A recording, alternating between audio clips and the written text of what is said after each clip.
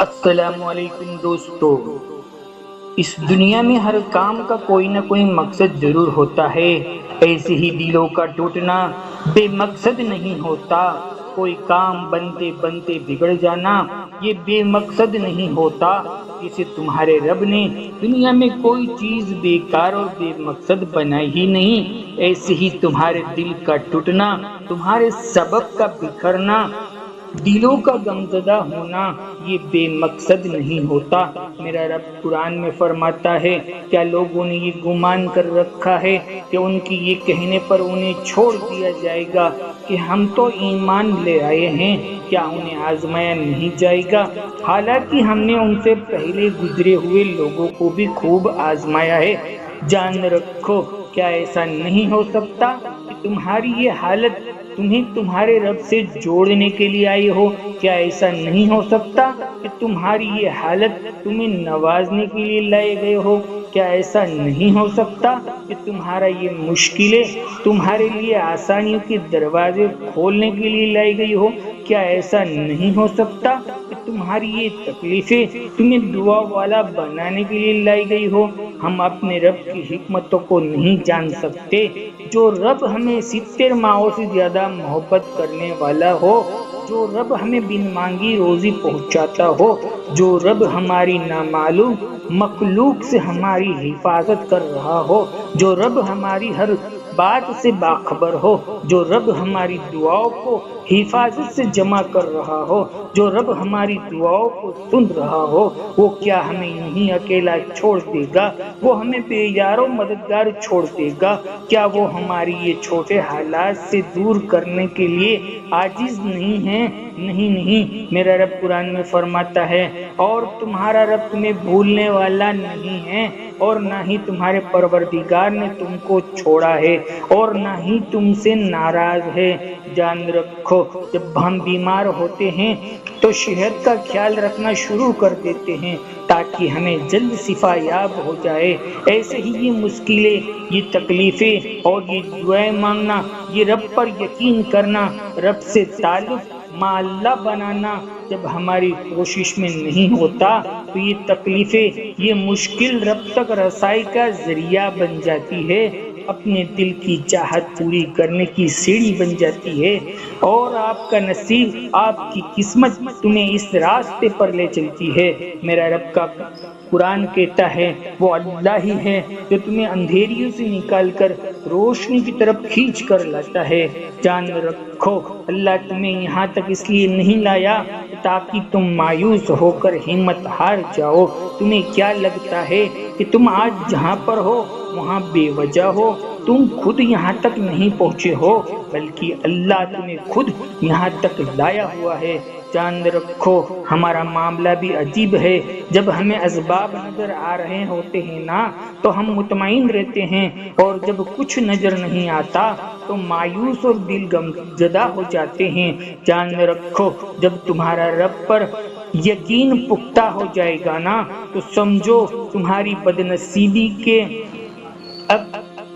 اب خوش نصیبی میں بدلنے والے ہیں، تمہارے غم خوشیوں کی راہ دیکھنے والے ہیں، تمہاری قسمت اب چمکنے والی ہے۔ اس لیے اللہ سے خوب دل لگا کر مانگا کرو، قبولیت کی یقین سے مانگا کرو، ناممکن حالات ہونے کے باوجود مانگا کرو۔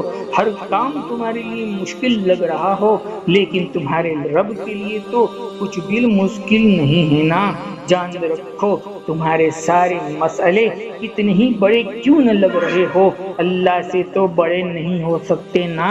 جب تمہاری دعائیں قبول کی جائے گی، جب تمہیں نواز دیا جائے گا، جب تمہیں ساری رب کی مصیتیں سمجھ میں آ جائے گی تو جان رکھو، سارا کچھ کرنے کے بعد اگر اب تک بھی آپ یہ سمجھ رہے ہو کہ آپ کی مرضی کے مطابق اگر دروازے نہیں کھل رہے ہیں، پھر آپ سب کا ساتھ نہ چھوڑے۔ جو میرا رب چاہتا ہے اس پہ راضی رہ کر تو دیکھے، ذرا اس پر راضی تو رہ کر دیکھے، پھر دیکھے کہ مالک کائنات کا فیصلہ کیا ہے۔ وہ آپ کے حق میں کوئی رحمت والا فیصلہ ہی فرمائے گا۔ بس تھوڑا سا انتظار کر کے تو دیکھے، تھوڑا صبر کر کے تو دیکھے۔ پھر وہ کہتا ہے جنہوں نے صبر کیا نا انہیں میری رحمت کی خوشخبری سنا دیجئے۔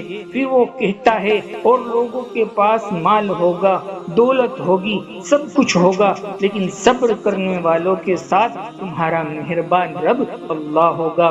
اللہ صبر کرنے والے لوگوں کو بہترین خوشیوں سے نوازتا ہے۔ اللہ تعالیٰ کے لیے کچھ بھی ناممکن نہیں ہے۔ حضرت موسیٰ علیہ السلام کو اپنی ماں سے ملوا سکتا ہے، حضرت یوسف علیہ السلام کو اپنے والد سے ملوا سکتا ہے، حضرت زید رضی اللہ عنہ کو اپنی والدہ سے ملوا سکتا ہے۔ وہ ہر برے وقت کو بہتر بنا سکتا ہے۔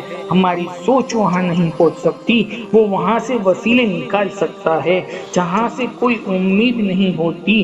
کسی کے کہنے یا نہ کہنے سے انہیں کوئی فرق نہیں پڑتا۔ بس آپ اتنا یاد رکھو کہ وہ اللہ ہے، پلک جھپکتے ہی نصیب کو بدل دیتا ہے۔ راستے ان کے لیے ہموار ہوتے ہیں جو اللہ تعالیٰ کے سامنے روتے ہیں، ان سے مانگتے ہیں، ان کو مناتے ہیں اور صبر سے کام لیتے ہیں۔ میرا رب اپنے نبی کی مبارک زبان سے کہلوا رہا ہے، تم سب کے سب فقیر ہو اور میں غنی ہوں، تم مجھ سے مانگو میں تمہیں عطا کروں گا۔ میرے خزانے اتنے ہیں کہ اگر تم سب اگلے اور پچھلے مل کر سوال کرو اور میں سب کے سوالوں کو پورا کر دوں تو میرے خزانے میں ایک ذرہ برابر بھی کمی نہ ہو۔ جان رکھو وہ اللہ تم سے بہت محبت کرتا ہے، تمہیں اکثر مصائب سے بچا لیتا ہے، مگر ہمارا ذہن وہاں تک نہیں پہنچ سکتا۔ وہ ہماری آگے کی زندگی کی سوچتا ہے کہ کون سی چیزیں ہمارے لیے مناسب ہے، کون سی چیزیں ہمارے لیے مناسب نہیں ہیں۔ ہم چیزوں کے لیے تڑپ رہے ہوتے ہیں اور ہو سکتا ہے کہ وہ ہمارے لیے وہ مناسب نہ ہو، اور فوری طور پر دینا ہمارے لیے مناسب نہ ہو۔ وہ ہماری ایک ایک پل اور ایک ایک باتوں سے واقف ہے۔ ہماری دعائیں، یہ صبر، گناہ، حالات سب کچھ ان پر آیا ہے، ان کے علم میں ہے، بس ان کے دینے میں حکمت پوشیدہ ہوتی ہے۔ وہ ہماری ہمیشہ کی زندگی بگڑی بنانا چاہتا ہے، وہ ہمیں ہمیشہ کے لیے خوش دیکھنا چاہتا ہے، مگر جب ہم گناہگار ان کا راستہ چھوڑے ہوئے ہیں، ہم اپنی خواہشات پر سوار ہوتے ہیں نا، تو وہ رب ہمیں کچھ درد اور پریشانیاں لا کر اپنے سے جوڑ دیتا ہے اور اپنی نوازش کے معجزے دکھا دیتا ہے۔ جان رکھو وہ تو اپنے پیاروں پر بھی پریشانیاں لا کر اس کو آزمائش میں مبتلا کرتا ہے۔ رب کریم نے ہمیں سمجھا دیا ہے، قرآن پاک میں ہم لوگوں کے لیے مثالیں بیان فرماتا ہے، جیسے حضرت ایوب علیہ السلام کو بیماری میں ڈالا اور اپنے کن سے انہیں معجزے دکھلا کر مالا مال کر دیا، حضرت یوسف علیہ السلام کو جیل سے نکال کر مصر کے تخت پر پہنچا دیا۔ ایسے ہی صبر سے جمے رہے تو ان قریب ہمارا رب ہمارے لیے کوئی نہ کوئی راستہ کھول دے گا، جہاں سے ملنے کا ہمیں کوئی گمان بھی نہ ہوگا، وہ وہاں سے راستے کھول دے گا جہاں سے ہمیں نقصان نظر آ رہا ہوگا۔ ہماری دلی دعائیں آپ سبھی بہن بھائیوں کے لیے ہے۔ اللہ تعالیٰ آپ سب کی پریشانیوں کو دور فرمائے اور اپنے خزانہ غیب سے آپ کی تمام دلی مرادوں کو پوری فرمائے، آمین۔ زندگی رہی تو انشاءاللہ پھر ملیں گے ایک اور نئے ٹاپک کے ساتھ۔